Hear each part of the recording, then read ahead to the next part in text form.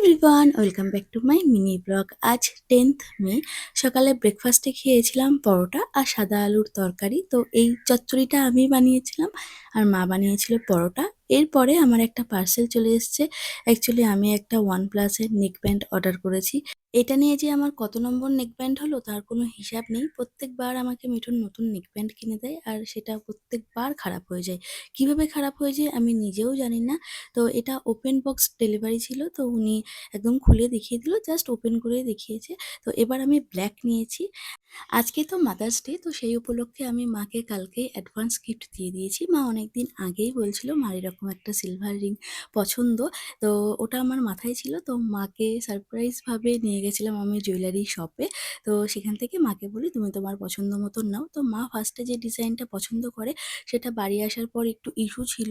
তো ওই জন্যে মা আবার নেক্সট ডে গিয়ে এই রিংটা মা নিয়ে এসছে। তো এটা পার্সোনালি আমার বেশি পছন্দ আগেরটার থেকে, কিন্তু যেহেতু মা নিজে পছন্দ করেছিল বলে আমি আর কিছু বলিনি। এরপর আমি আর মিঠুন চলে এসেছি বিকেলবেলায় একটু ফুচকা খেতে, দেন চলে এসেছি জুয়েলারি শপে। আমি শাশুমাকেও এই সেম ডিজাইনের একটা সিলভার রিং গিফট করলাম, যেহেতু এই ডিজাইনটা পার্সোনালি আমার খুবই পছন্দের। আর যেহেতু শাশুমাও এরকম সিম্পল জিনিস পছন্দ করে, ওই জন্যে সেম সেম ডিজাইনেরই দিয়েছি। তো এটা মিঠুন বাড়ি গিয়ে দিয়ে দেবে, কারণ এই রাত্রিবেলায় আমার ওদের বাড়িতে যাওয়া সম্ভব না।